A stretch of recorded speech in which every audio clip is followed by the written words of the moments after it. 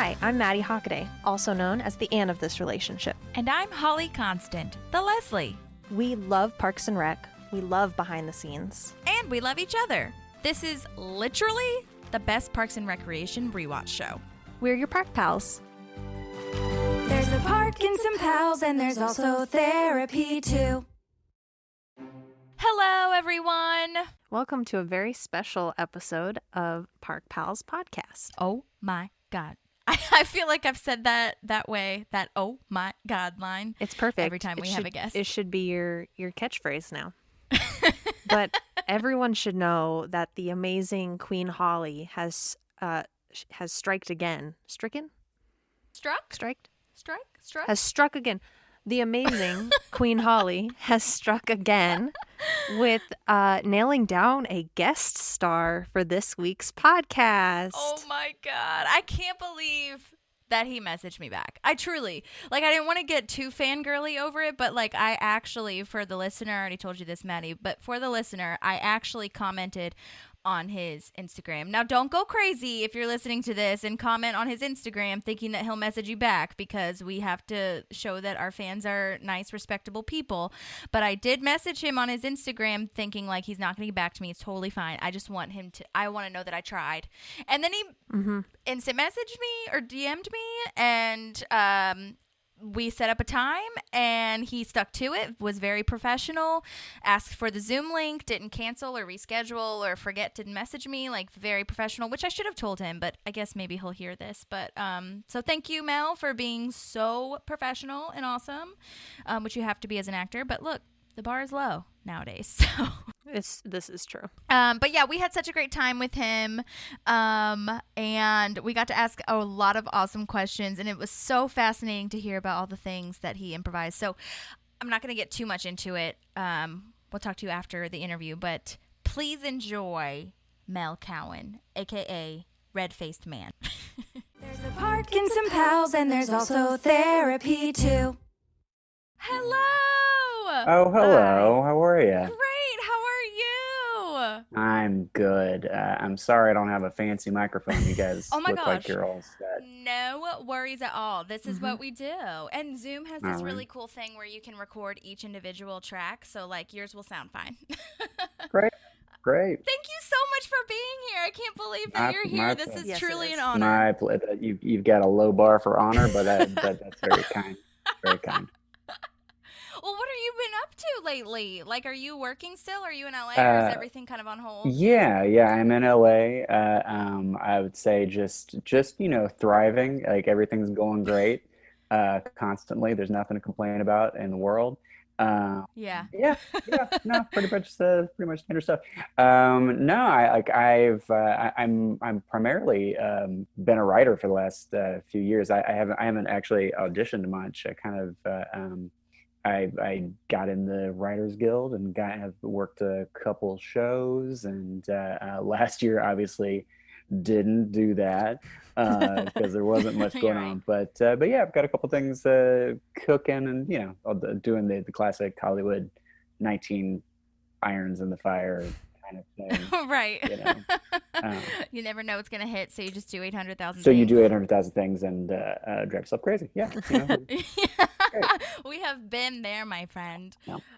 Well, and you are a writer. Are you still writing for Brockmire? I wrote the last 2 seasons of Brockmire. That show's done. Okay. But I'm actually developing. When did that end? It ended. We shot our last season in 2019. Season 4 aired last year. Oh, Yeah. okay. See, I thought it was still going on. I've only seen clips because I'm such a huge Hank Azaria fan, but I obviously I have 8,000 things to watch. Sure. It is a very fun and very filthy show. It was a blast to write for. I'm actually developing a new show idea with the creator of Brockmire, who's a good friend of mine, Joel Church Cooper. So fingers crossed. Something. Cool. That's again one of the things, one of the irons, just sort of jabbing in the fire. Yeah. Has that been something? Oh, side note, I didn't introduce ourselves. I just Fine. like was so excited. You're So I'm you're you're Holly, by labeled. You're labeled, Oh, so okay. that And helps. this is Maddie. All I've right. been emailing you, but Maddie's my Hi, co-host. Maddie. Yeah, so what is this new show that you're doing? Well, Or what I is it don't know. about, rather? I don't know if I should talk about it other than Maybe just you to say, shouldn't. well, it's no, I Is guess there a I can. pitch? Uh, well, Okay, never mind. I know it's truly nothing secret. I actually haven't really talked. Like, I don't know if I should talk about it. It's based on a book, and it's based Okay. that's a memoir about a very famous bar in New York City.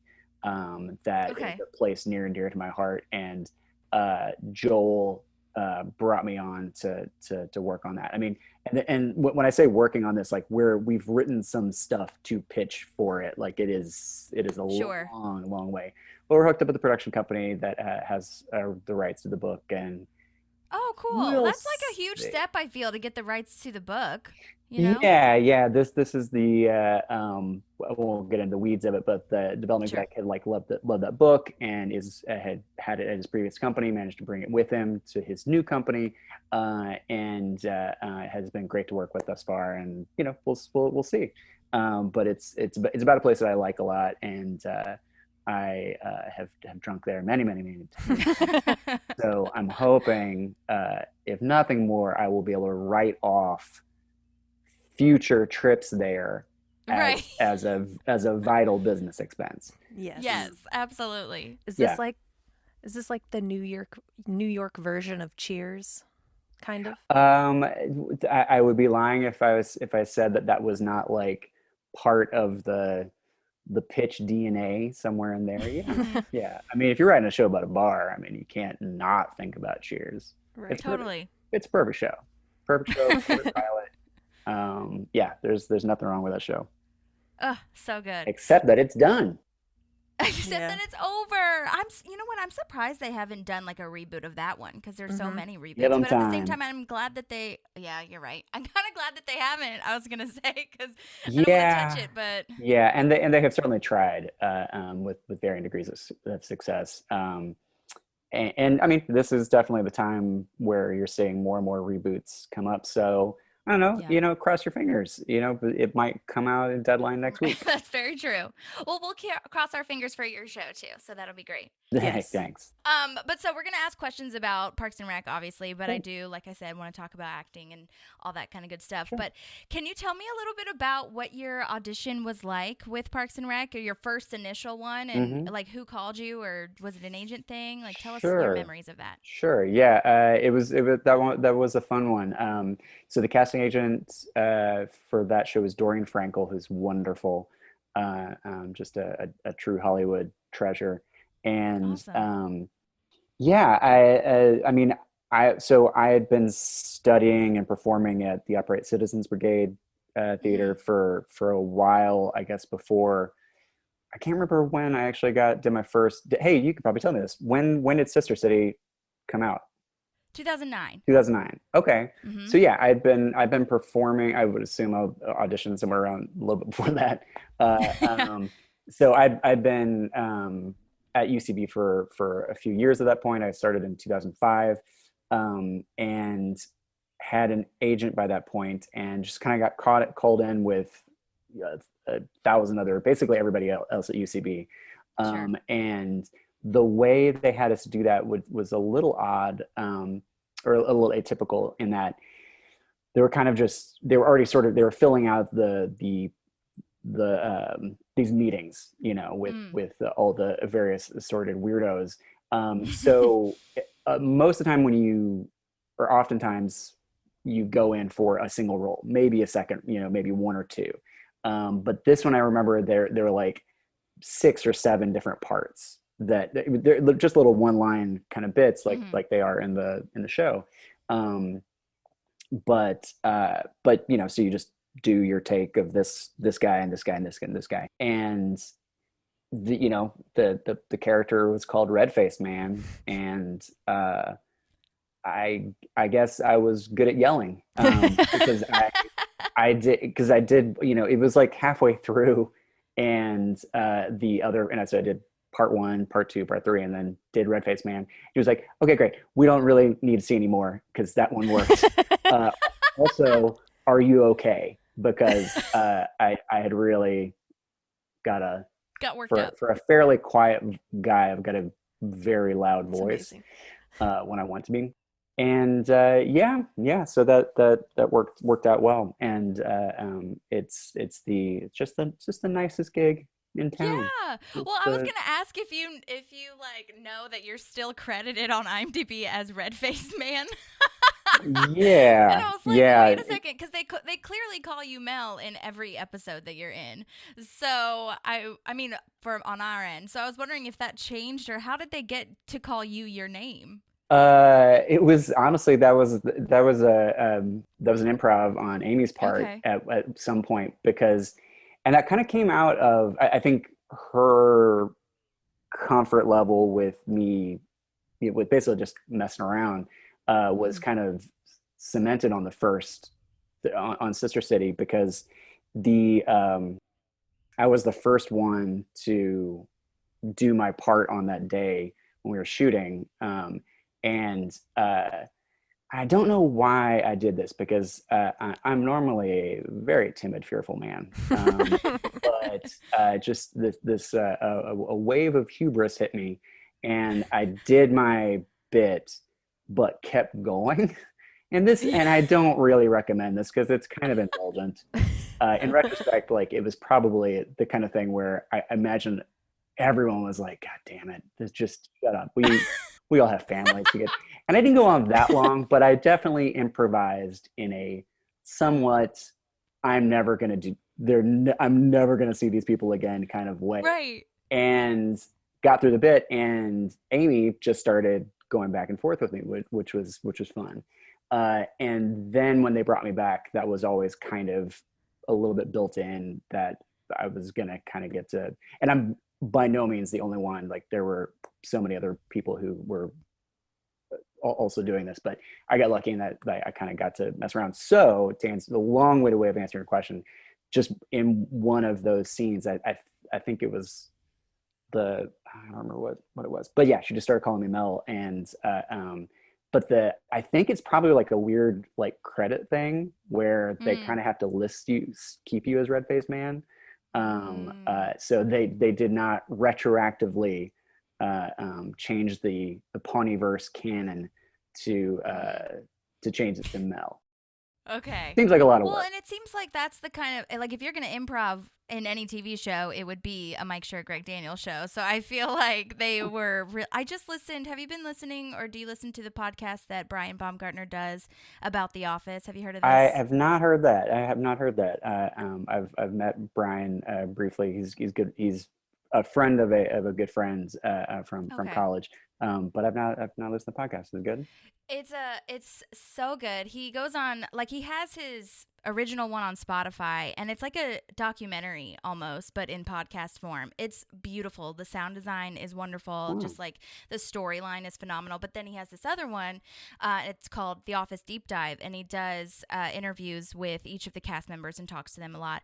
And I just listened to the Creed Bratton one, and oh my God, he did the same thing that you did. I mean, everyone on that show improvised, of course, but like Creed for sure was like, I don't know if I'm gonna see these people again. Like, actually said that. So but I want to stick around at the same time. So he like sent this video to Greg Daniels, like after he was already cast or something, and Greg was like, "Oh, okay, well, now I know what you can do. Let's like keep fucking around with it." And so it was really interesting. So I'm glad that you did improvise. I'm glad that I did. Yeah. And I mean, and that said, like, they definitely brought people back many, many times. And, you definitely saw a recurring character. So it may have been in spite of my improv, not because of my improv. It was like, well, we do like that he yells and will wear a mustache. Like he's willing to give up a lot of social cachet to be on this show. So yeah, to bring it back, he clearly needs this. He clearly needs some sort of catharsis. Good boy. He needs to let this really out of his fucking system. yells. Well, I was gonna say, like that was one of my questions of like, how did you dig so deep, or was it just like, because you don't seem like someone that is a red-faced man. I'm generally not super red-faced. That said, I do like. I think that thing for me is a thing I can do for better or for worse. Mm-hmm. Although I realize like this is where I wish I had like actual theatrical training and stuff because when I'm done with doing one of those, it's like, ooh, that hurt. That I No, I think that goes for everybody. I don't think that would. I mean, maybe Now theatrical people know training would like help, people but who do like stage screaming or feel like they get good at doing that so they don't like yeah. shred Oh, I see what you're their saying. vocal cords. No, it Okay, doesn't hurt gotcha. emotionally. It feels great. Okay. Emotionally. It feels great. No, you get to scream at Nick Offerman. I mean, come on, I you're living the know. dream. Oh my Uh, god. I was gonna ask how it was to work with Nick because we watched Manny and I both watched all of the ones that you were in, and the 94 meetings one was definitely one of them. How was that? I mean, it's a joy.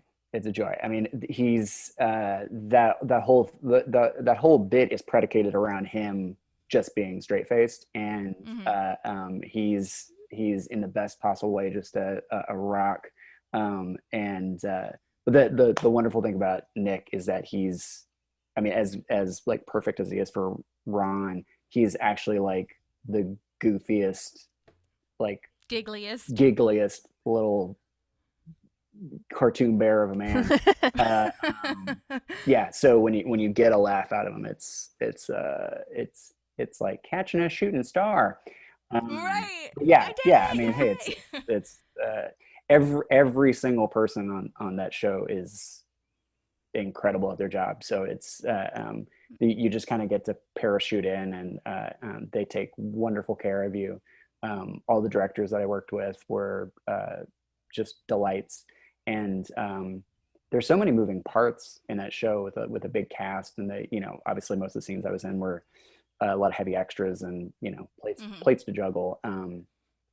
But man, I don't know of a show that I've ever been on that consistently ran that smooth.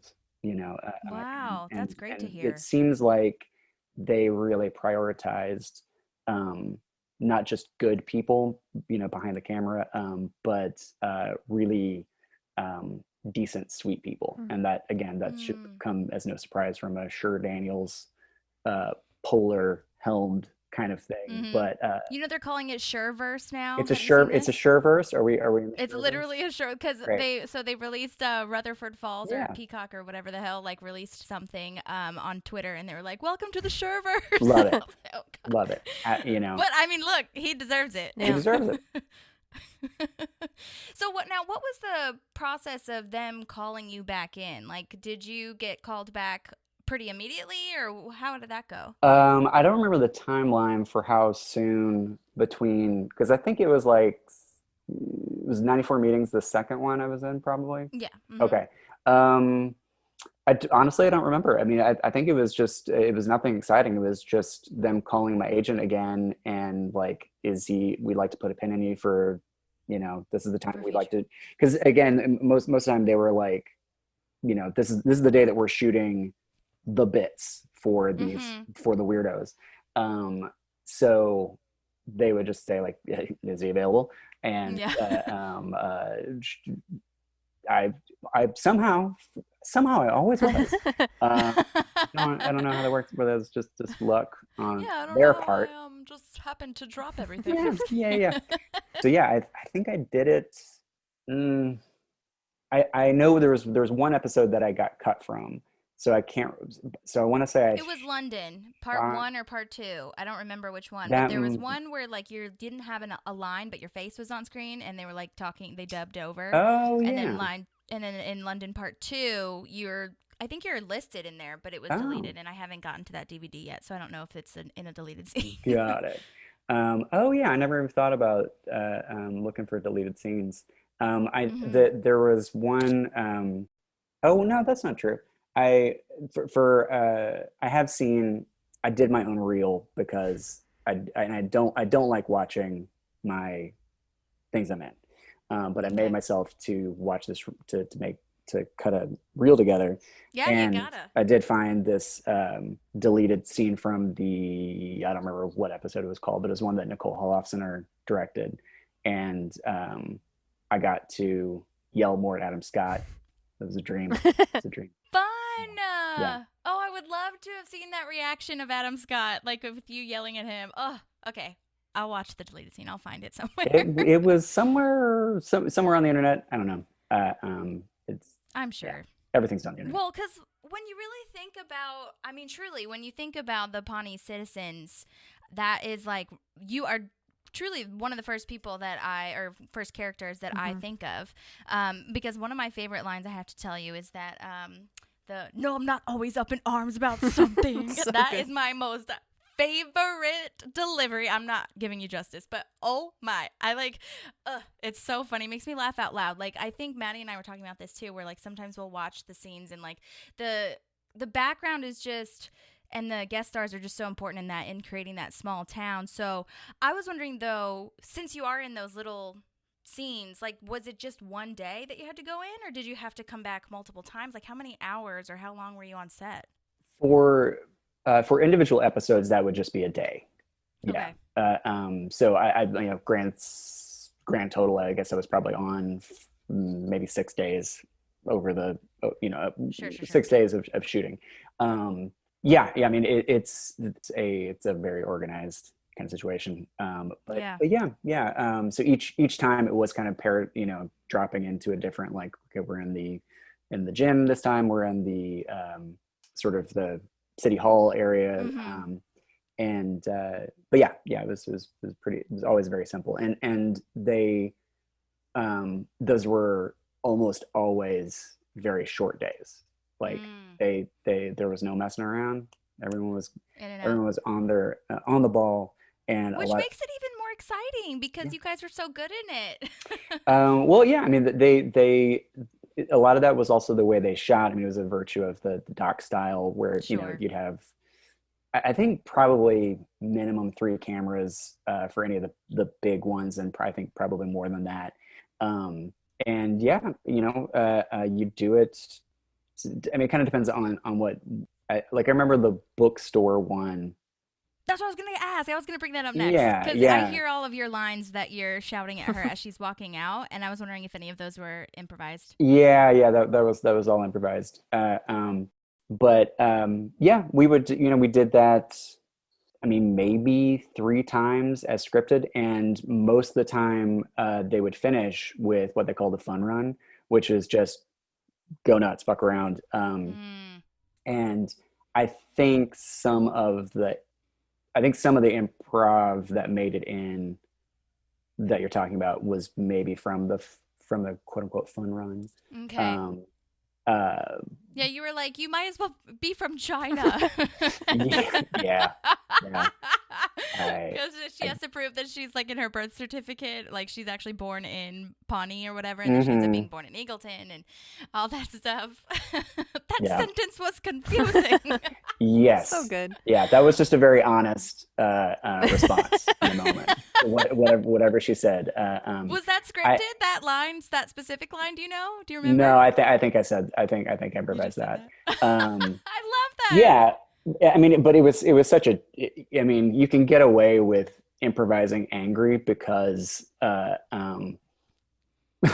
you don't have to give anything, which is bad improv. So you can just not yes-anding anything. That was not yes-anding. I was actively knowing like what you said didn't make any sense.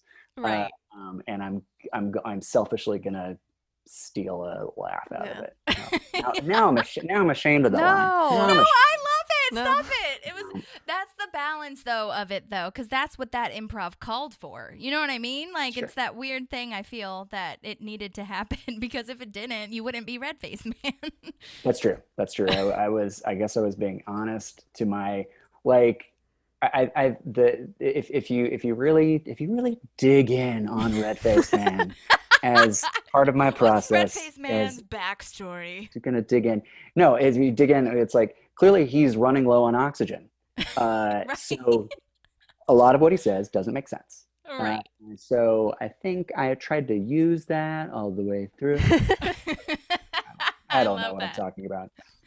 Well, did you have like a favorite day or favorite episode that you can remember, or was it pretty much all up in there? They were there really wasn't a bad day. The bookstore one was really fun, kind of for the novelty of just being kind of in a different place. Um, the the first one was amazing just because I got to hang with Brett Armisen Yes. and do that bit with him. The the one I mentioned with Adam Scott was also really fun because that was one that I so the bit of that one was basically she's trying to wind me up and Mm-hmm. like stretch out that meeting. So the scene would end with whatever my line was, like more or less like, well, I'll tell you something. Right.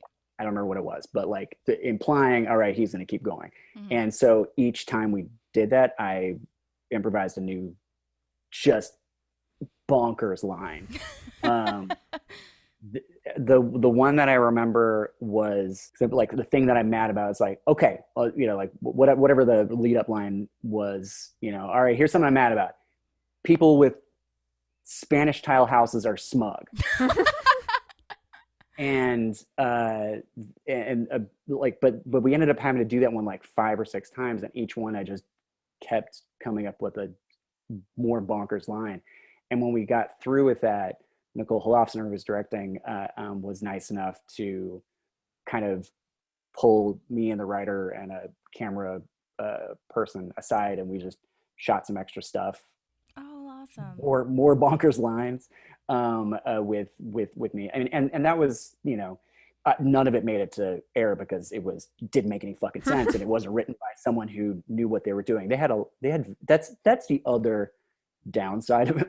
It's the as a writer, I also understand, like, hey, could you just say the fucking good lines that I wrote? I got all these good lines right here, and if you can just say those instead of what you're saying, that'd be great for me.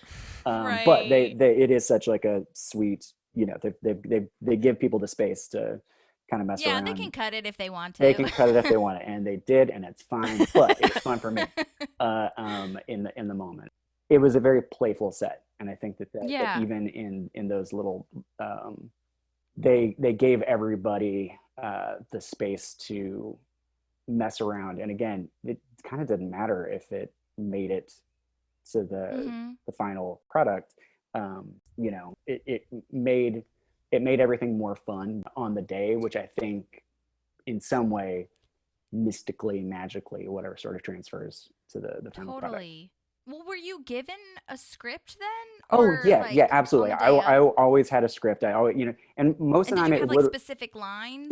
yeah. Most of the time it literally Okay. would just be like, you're screaming about the hand dryers or whatever. You do that two or three lines, or you're screaming about the kids, the 8-year-olds playing softball and Who suck? and stuff.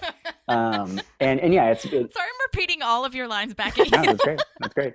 But this by far is the thing that I've done that people recognize me for the most, which is lovely. Really? Yeah. But yeah, no, I mean, it would always be like, it's a small, 2-3 line exchange, or like just one insane thing.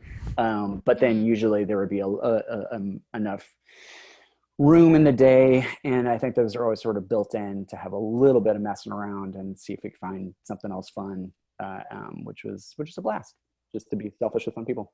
Well, I was going to ask, so did you know a bunch of people as guest stars that you've worked with in improv? Because so many people in the improv community in LA, like I did improv at iOS, RIP. RIP. And it was, I've had teachers and classmates and stuff be on Parks and Rec. And so I was wondering if you knew anybody before you got on set. Well, I had met Poehler. I met Amy before, and I'd actually met Fred before. I just from that first episode. I actually ended up also knowing Eric Edelstein before. I mean, long story short, yeah, I knew a bunch of people. And we love Eric Edelstein so much. He's Lawrence. good Lord, love. he's truly just the sweetest man in Aw. town. No one more enthusiastic about life than Eric Edelstein. Just the best. I would love to talk to him. We'll get him. Oh yeah, he's great. He's great. I'm sure he'd love to do it. So I'm buddies with Bill Hader. We were in a sketch group together for a couple years. Actually met him, strangely enough, we were both PAing on a Bob Odenkirk short film that starred Fred Armisen. So, and then, so I met Poehler because the sketch group that we were in basically auditioned for SNL with Bill. And when I say, I said that wrong. Bill auditioned for SNL. We were there doing we basically did our sketch show for his audition. That was sort of like a showcase for him. And we did that we did it at Second City here, and then they flew us to New York, and we did it at UCB in Chelsea. And the thing about the Second City one, just a brief detour, we packed that show out with friends. Because we're like, it's hometown and stuff, and we wanted to impress Lauren, and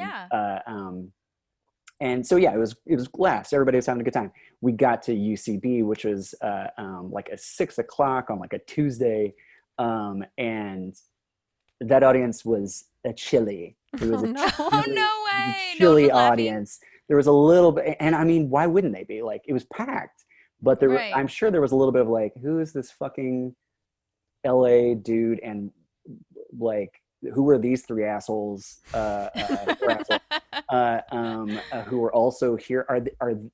Who's auditioning for what? Yeah, like what's going on? No one had any idea. But my abiding memory of that was hearing Amy cackle from the wings, like early on, and it felt like that was a like, okay, because I mean, if you've heard Amy laugh once, you know that Amy's laughing. Oh, I can hear it when you said cackle. I could hear exactly what you meant. It's a perfect sound. Yeah. And I feel like that sort of gave us a boost for the rest of that show. And obviously then it worked out really well for Bill. And but yeah, so going into that first day, I did, in retrospect, kind of have a little bit of maybe a little bit more comfort about. Maybe I can mess around a little bit. Maybe I can play around, because again, I don't know what came over me, but I took the swing. Yeah, and so when did you move to LA? Like, what was your like trajectory, if you will? I got here in 2002,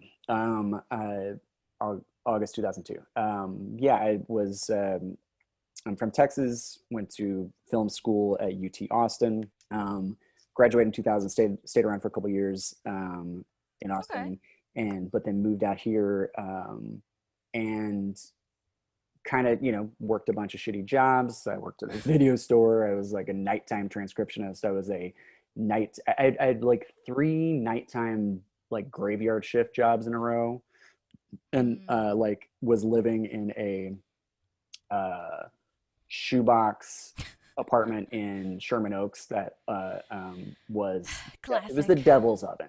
And so I was working night during the summer, which means I was trying to sleep during the day in neither one of you are from Los Angeles, so you don't know what I'm talking about, how hot it can be in the valley. I feel you. I lived in LA for 5 years, and she's in Phoenix. Yeah, Phoenix is bad. So you understand heat. And it makes you so irritable. Yeah, it feels like you open the oven crazy every time you open the front door. Yes. It's gross. Yes, absolutely. And you said it made you crazy. I think it made me insane for a while. It'll do that to you.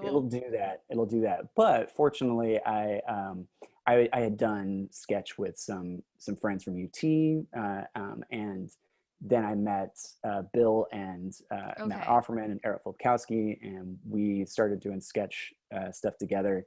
And we were doing shows in people's backyards, and it was very to our mind, it was very DIY and punk rock. I think in reality, it was, that's just comedy. But we thought it was very cool. to only do shows in backyards and like not do Right. that many of them when we absolutely should have just done as many shows as people would have let us. Right. But yeah, we had a lot of fun doing it.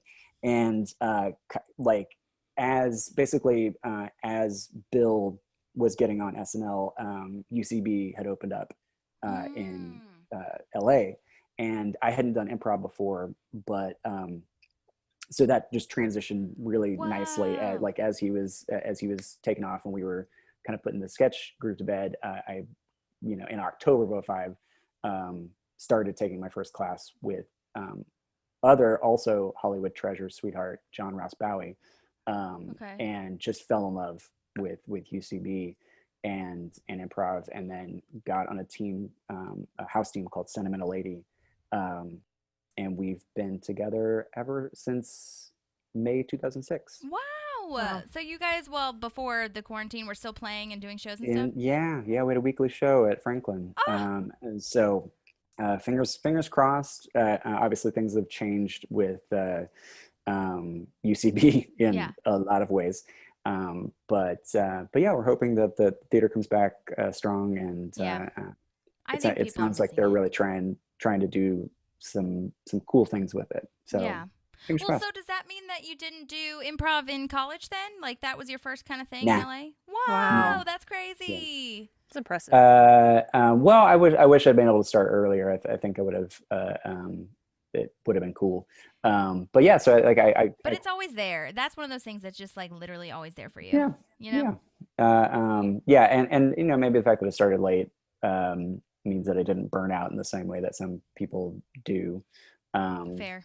But obviously incredibly grateful for the weird skill set that it afforded me.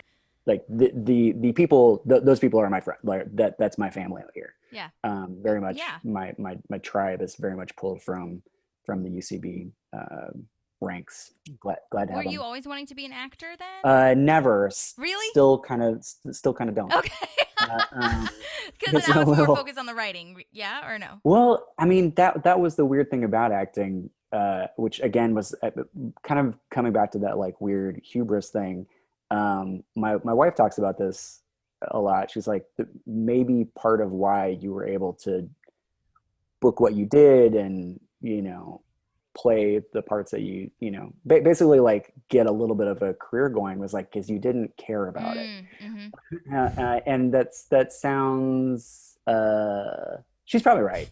I mean, because the truth is like, yeah, I was trying to write the entire time. That was I went to film school to write and direct, and I grew up performing. Like my mom was a choir director, and I sang in her choirs all my life, and did drama in high school and kind of things. But that was not the main focus. And that finding improv when I did was kind of a weird light bulb thing, and then kind of accidentally got an agent out of it, and then kind of accidentally booked a commercial gig pretty early, and then I was all of a sudden like, oh, this is actually so in a way for years I was sort of acting to pay for my writing habit. Interesting.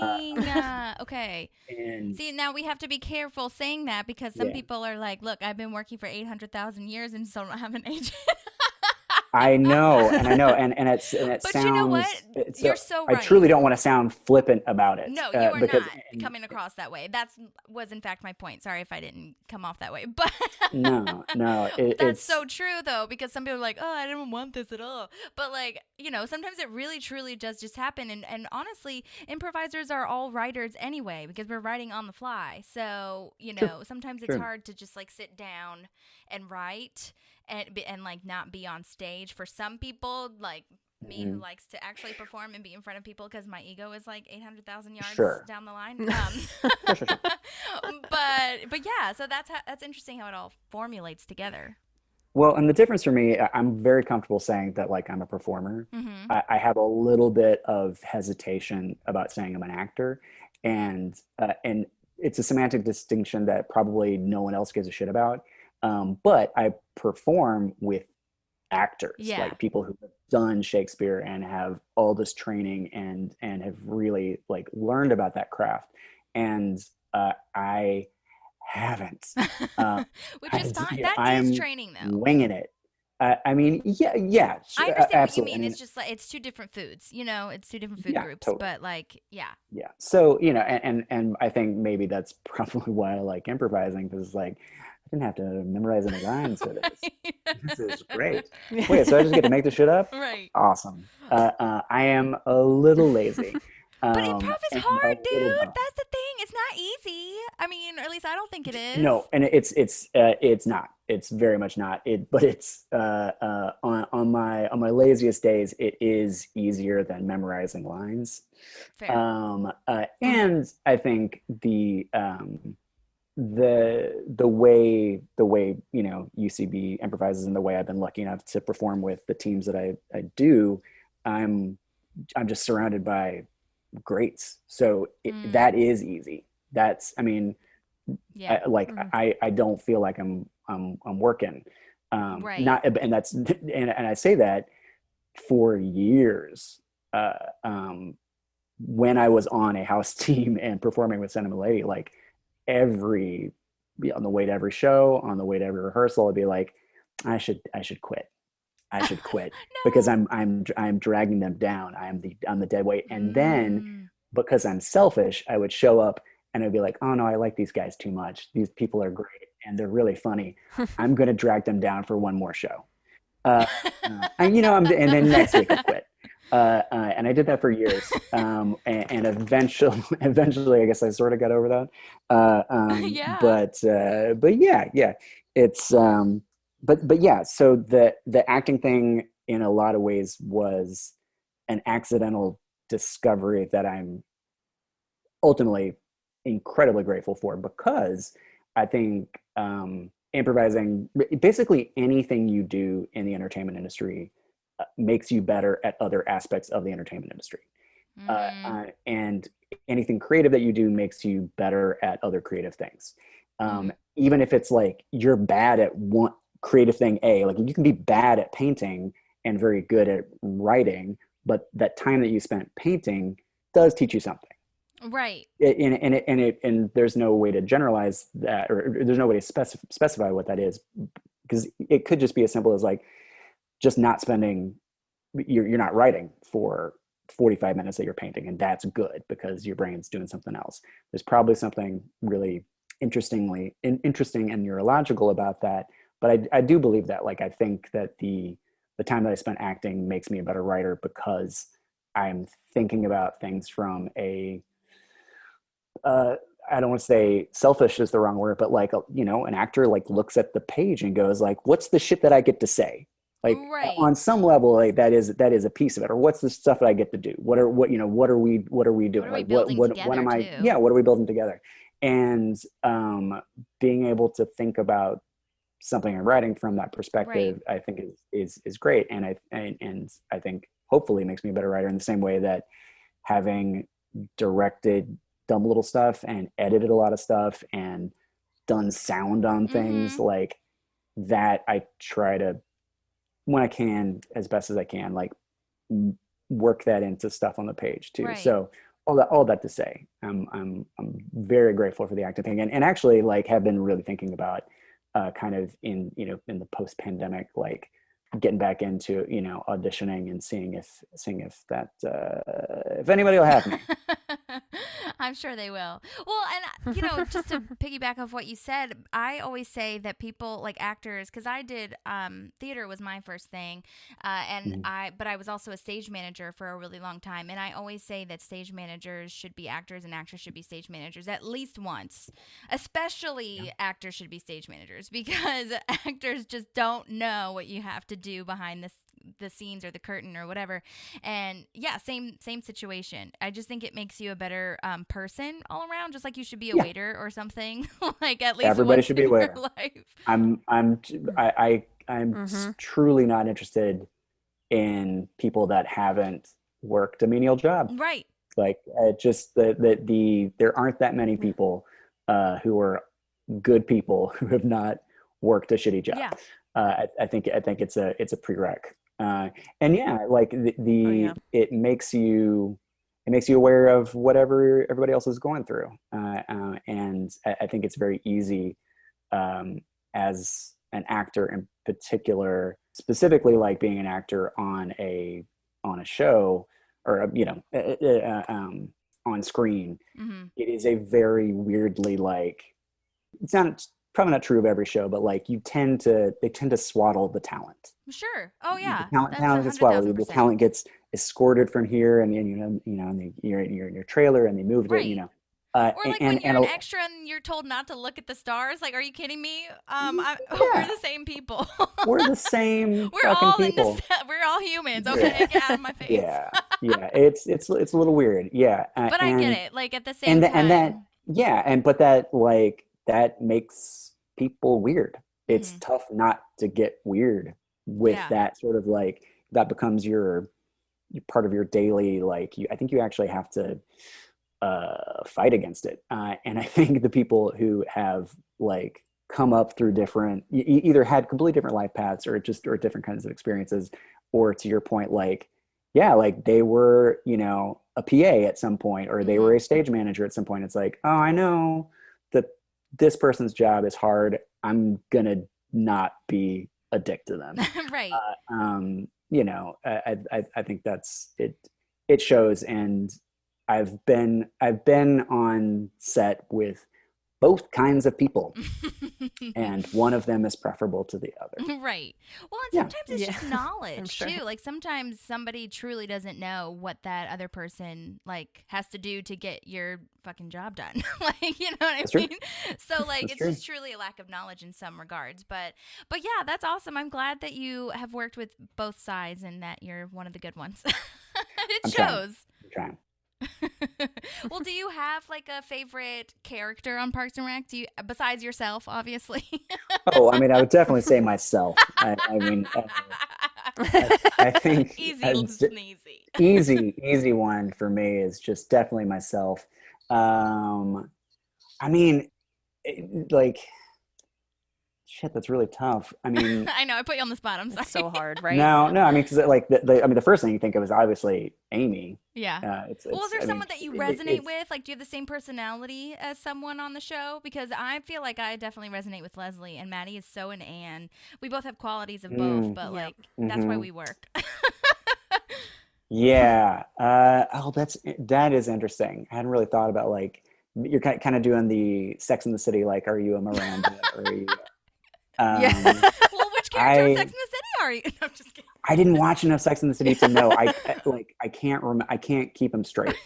Um, I can remember the actresses' names kind of, but I can't remember the characters' names. Yeah. And so I Tell always us the have to hair kind of color and we'll help you when out. that cultural reference pops up, which it's kind of becoming less and less because that show's been off for a long time. Well, that's Um, one they're rebooting. Did you hear this? I didn't I with mean, new people. I think it's gonna be the same people except for Samantha. I forgot her name. Is Oh, the blonde one? Sarah Jessica Parker. No, Samantha, the sexy Oh. one that's Kim always. Cattrall. Thank you. Yes, her. She's I not don't coming think back. she's in it. Yeah, she's not going to come back. But and that Huh. whole controversy. I don't know what the story behind it, but they are Interesting. doing that. Interesting. I, So I'm maybe you can be Mel on that. oh, fingers crossed. I'm like Role of a lifetime. role of a lifetime, and I mean, a lot of people would say like I'm the most like Kim Cattrall of anybody that they know. I wouldn't say I We get. all have Yeah, a little bit of that. yeah, definitely. Um, that like probably most. I feel like you have an April I mean, vibe. in terms of actually like identify with, it's probably Aubrey Plaza. That's what I was gonna say. You have an Yeah, April that's- vibe. I think it might be. I wish it was probably. I wish it was Ron or Leslie, but it's probably April. I feel like we all have a little Ron in us, though. Maybe. You know? Maybe he is the everyman. Yeah, he Yeah. really is. He really is.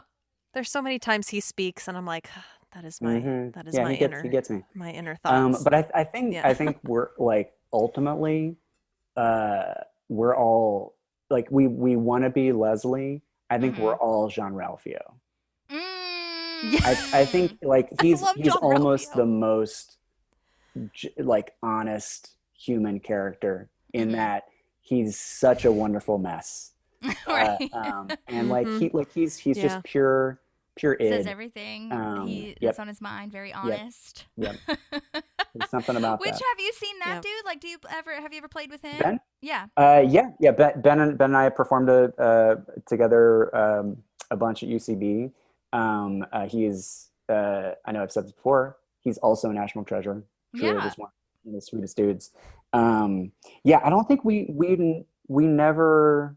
I don't think we had any scenes together on the show, which is a bummer. That would have been But yeah, fun. he's the just a fucking beast.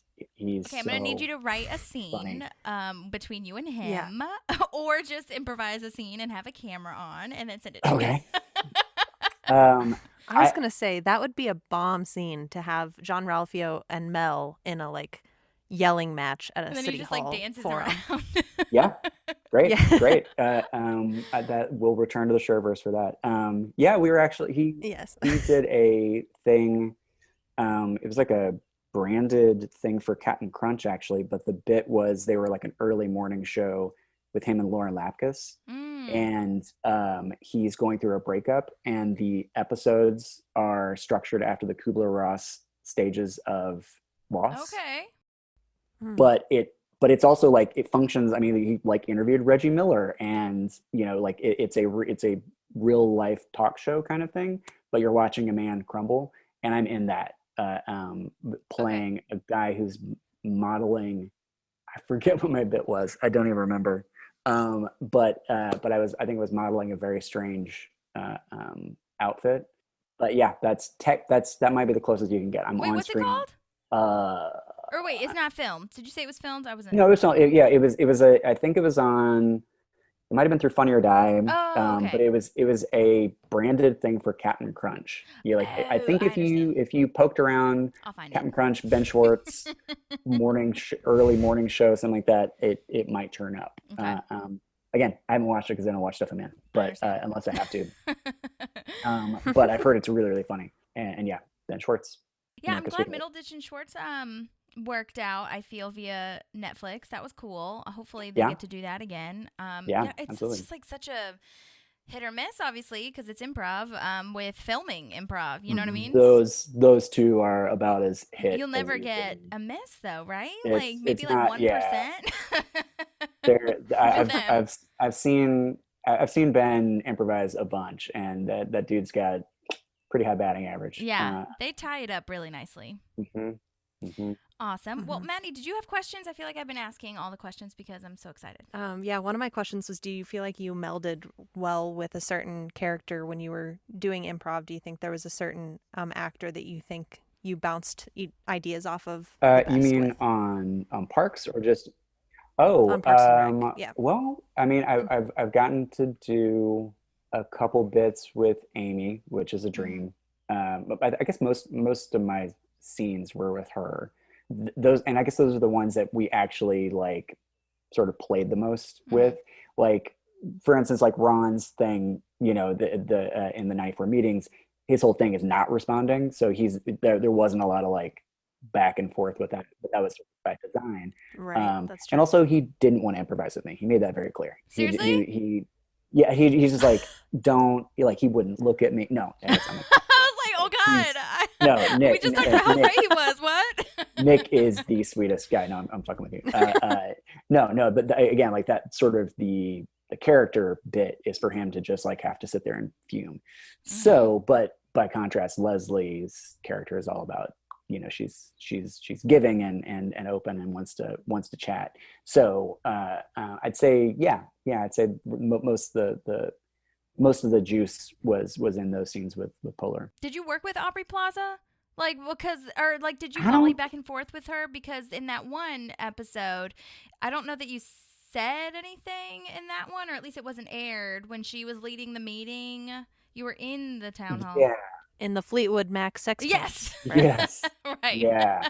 Good That band name, one. I call it. That one. I ended up and that was the one that Holofcener directed, and we did some extra Mm, bits. But those, I think my bits were just with Adam.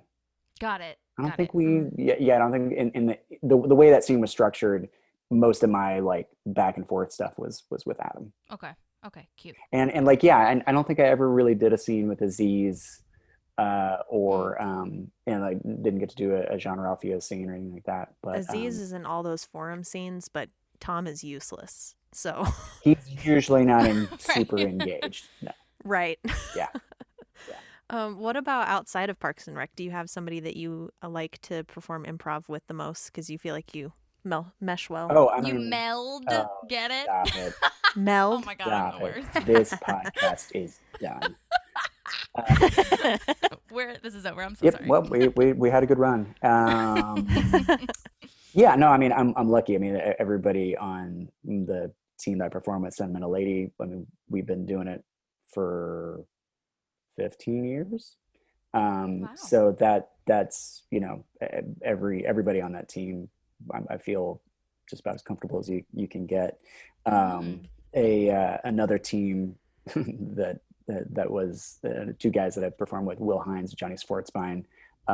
We had a three-man team called Fuckable, because we just wanted to come up with the most offensive name possible, and Improv teams are we so fucking crazy. yeah. Well, it was me. If you know these guys, it's three middle-aged balding men who come out on stage and go, "Hi, we're fuckable," and that was enough for us. And I thought it was just going to be a one-off. That's the whole show. Pretty much. Yeah. Pretty much. We thought it was going to be a one-off bit, but that team actually started doing well, so we're still performing together. So I'm lucky to perform with them. Obviously, working with the sketch group with Bill and Matt and Eric was incredible. We were primarily doing sketch, but obviously a lot of that stuff came out of improv. Yeah, I mean, I've been insanely lucky to work with a lot of just stupidly good people, and I'm stealing from them everything I can. Can't Why blame not, you. right? Resourceful. Yep. Mm-hmm. Well, I do have a quick question really fast about, because I'm sure some of our improv listeners would like to know too. So, like, would you mind talking about how you did get your agent first, like via improv? And do you have a writer's agent too? Like, how does that Sure. or how did that work for you? Because I know a lot of agents just see, but you're also submitting and inviting people and all that shit. So, just curious. Yeah. So the way it worked for me, and this was, I guess I got, trying to remember the timeline. Yeah. But there is no time in Los Angeles. Right. It's standstill. Difficult. But yeah, so I started performing with Sentimental Lady in 2006. And so the benefit of being there on the ground floor was I got on a team, period. Like I got on a team, Did you audition for the team or did they yeah, ask you? yeah. Oh, okay. I auditioned and got on. I think honestly, if I had shown up even a year after that, like it would have been like thanks but no thanks. Like we already got, but like I got in on the ground floor, Yeah. and my acting agent, honestly, it was just one of my teachers who had his agent, and was like, hey, she wants to come to a Herald night, and I was just one of the people that she asked to interview and come on board, which was lovely of her. Laura Sue, who has been my agent from the beginning. That's awesome. But yeah, so I also, again, kind of was not thinking about things in terms of getting an agent, or doing I didn't, like I had to run out and ask a friend to like quick shoot a headshot so I looked like a remotely professional person. And then yeah, she was really aggressive and sent me out for a bunch of stuff. And the first thing that I booked, which again, I kind of just got lucky, was a Minnesota lottery campaign. No way. And it was like shot in Minneapolis, was there for like almost a week. The thing that it was sort of an important lesson about the acting business, because it was a great gig. Everyone was wonderful. No complaints. But it was a good like bit of context, because I did the first call, did the callback, and they kept having me come back. And I don't know if you've been in auditions, particularly for callbacks, you're not just there for a casting director. There's usually the casting director, the director, a bunch of people, the clients, or sometimes they're teleconferencing or whatever, but it's a more of a to-do. And I was coming in and doing my bit and then waiting, and then they kind of came back in and, brought me back, and finally the director came out and was like, we really like you. We really like you. And I couldn't understand why he was coming out to tell me this, because it's like, okay, great. What I realized is that the clients or somebody in there was like, we don't like him. What the fuck? Why do you keep bringing him back in? But apparently the director and somebody at the agency, later on, I saw the storyboards for this.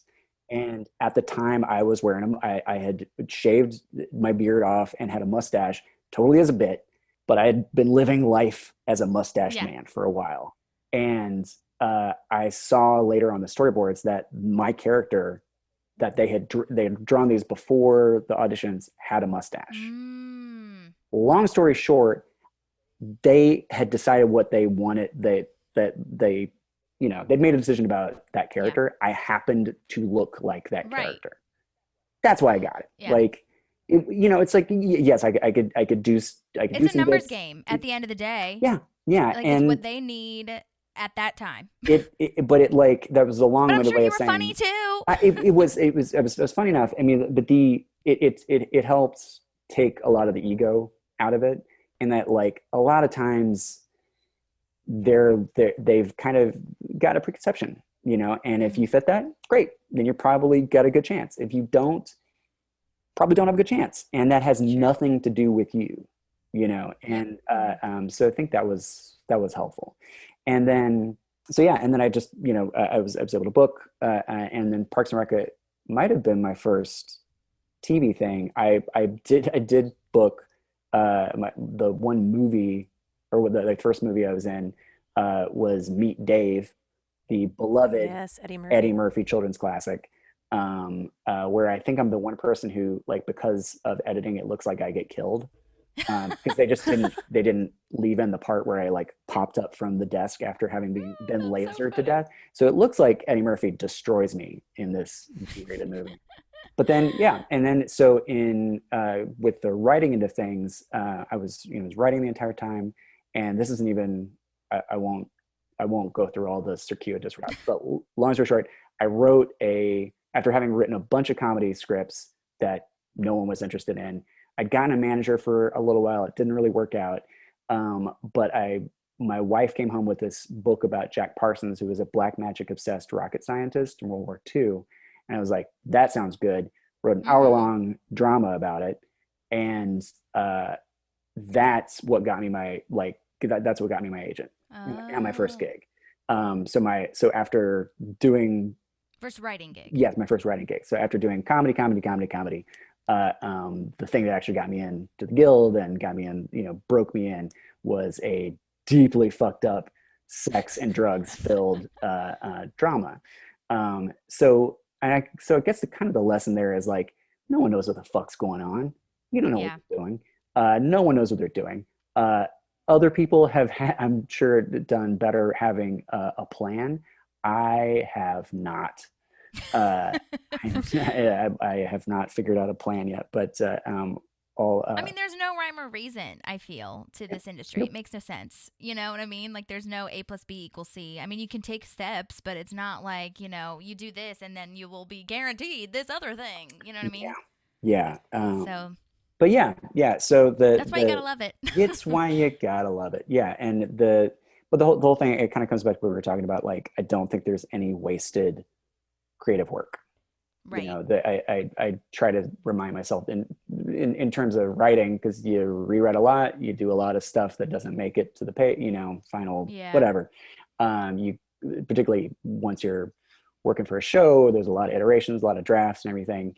And I think it's very easy for that to grind you down and make you crazy. But my little sort of Pollyanna-ish mantra about that is just that there's no wasted writing, there's no wasted work. And that's probably not entirely true, but I tell myself anyway.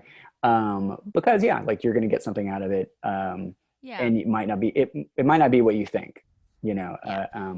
the person that you met on that gig that you didn't think was good, but you had fun with that person anyway, you might be writing with them or working with them or working for them on something else, 6 months, a year, 2 years later. So that's and that's tough. It's kind of tough to keep that sort of level of, I guess, openness, because it's a business that sort of thrives on cutting the chaff and sort of winnowing things.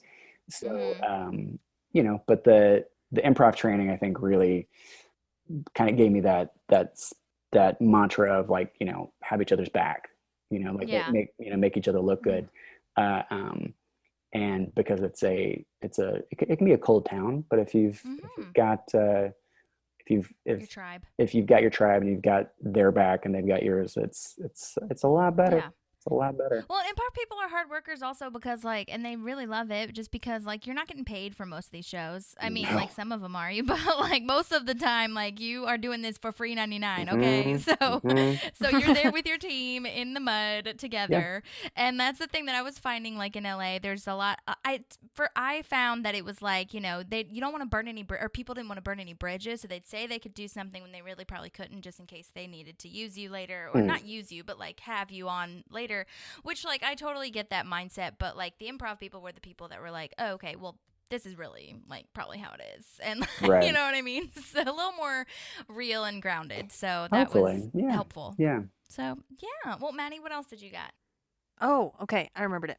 Okay, so you referred to your character on Parks and Rec, and I'm assuming the other extras that were in the forums as the weirdos. Is that what they called you guys, or you just saw the characters I as don't weirdos? think they called us weirdos. I think we were townspeople.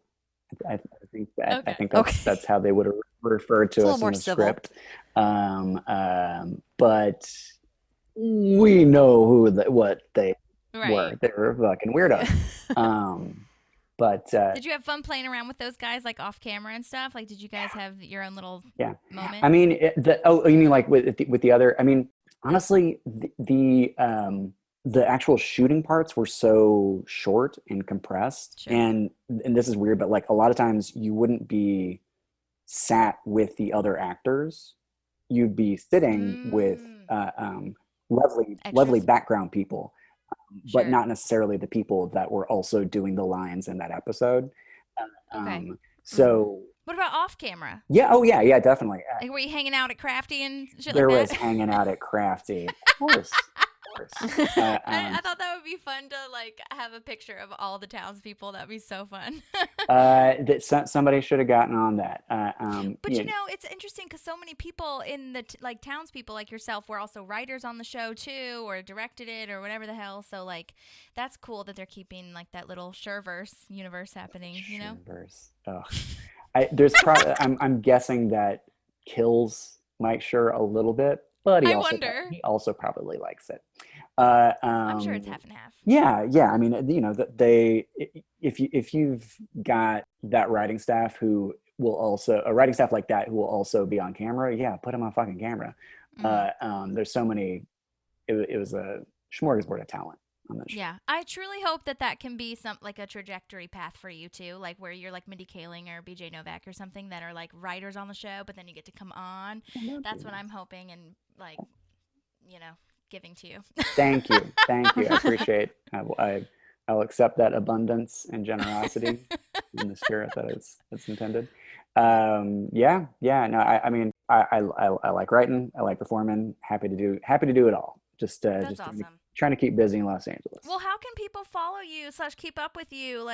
Do you like people to follow you on Instagram, or are you a promo guy? Do your teams have improv Instagrams? Or oh my gosh, I feel like Sentimental Lady does have a thing that none of us take care of. Yeah.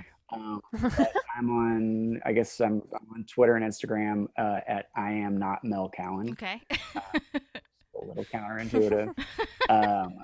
But and don't don't expect a great deal from my social media presence.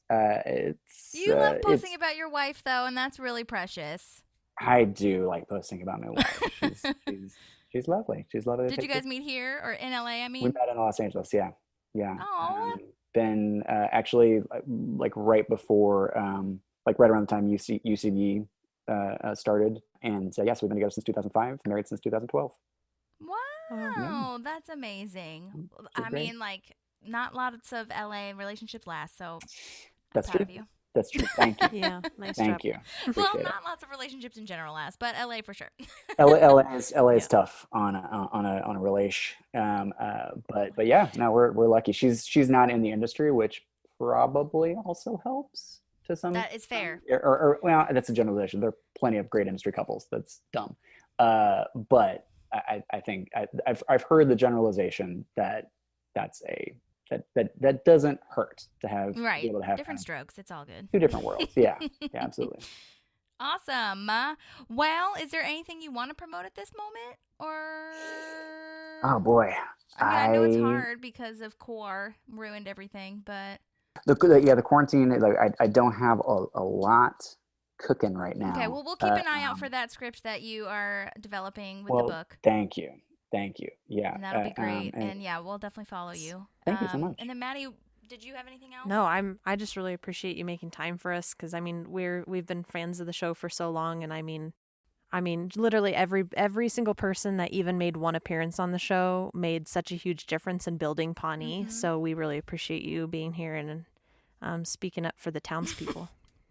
Oh, thank you so much. Thanks for having me. And yeah, and again, like that is a testament to Mike Schur and that whole vision. I think that like he wanted to do The Wire, but funny, Yeah. which and that sounds insane, but like it makes sense. Like that sort of tapestry of people, and human beings. I think it shows up in his work. He's got a soft spot for humanity. Yeah. I've noticed that about him. And yeah, it was a blast to get to hang out with you guys and with those guys. Aw, Yes, thanks. we had such a Yeah. great time. Seriously, I second everything Maddie said. Like when I said that you were going to be on the show, everybody was like, "Wait, that guy!" And I was like, "Don't make me nervous." So we thank you truly. That's so awesome that you are, sharing your expertise. Of course.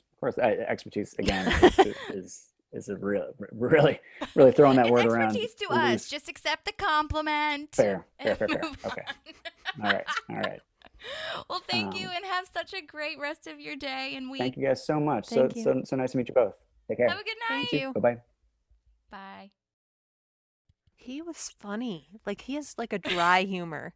I know. He's not a red-faced man at all. No, he's so calm. Yay. All right. Well, that was Mel. Can't believe that happened to us. I know. I hope you all enjoyed his insights as much as we did and enjoyed his humor. It's hard because you can't see his facial expressions on the podcast, but he genuinely seemed like he was enjoying himself and he enjoyed talking about improv and whatnot. So I hope you guys learned a little bit of something. I know. I hope they enjoyed himself. No, I think it was great. All these people that I've been coming into contact with, and again, I think that just truly is a testament to the shows that we're watching. Everyone is so humble and just so in service to the work and in service to the comedy. It's not, any type of ego. And truly, I think that the way that he was talking about it, and it sounds like I've heard this from many people, it's that whoever's at the helm is the one that's kind of leading it. Like Amy Poehler just seemed to play around with a lot of people and really gave permission. Right. Well, and they said the same thing on The Office, right? That Steve Carell was just so humble and really easy to work with. I think they set the tone. But he also mentioned, right, he mentioned Schur and Daniels, that they just, the people that they surround themselves with are professional and, like you said, in service to the comedy and just great people. So it's, I don't think they really deal with the divas too much there. Yeah, right. Well, and something that is also interesting is that he mentioned Doreen Frankel, who's a casting director. So she's the one that has casted a lot of these this universe, this Pawnee world. And you know what? Before he mentioned it, John Paul Burkhart, aka the Divorce Horse, told me that as well. So I hope that Doreen might be available to talk to us about how she found these clan of crazies for Pawnee. But yeah, so. Thank you, Mel. Thank you, Park Pals, for listening. And let us know if there's any other guests that you might want to have on. I'm sure that I have a whole list going of people that I want to message. So we have some amazing people coming for you. We really do. You guys are in for a treat. It is truly wild. I don't know a better word. Just wait. Woo! Mel Cowan, thank you. We appreciate you. Keep an eye out for all of his good work. And yeah, follow him on Instagram. Give him those follows. He really, truly does post about his wife and tacos. I think everyone needs that in their life. Honestly, everyone needs a refreshing moment. Priority. Yeah. Well, Maddie, do you have anything else to say? I'm good. I just hope everybody has a wonderful week. And this is your fill of Parks Pals for this week. Until next time, thanks for listening. I am not always up in arms about something. It's so good. There's a park and some pals, and there's also therapy too.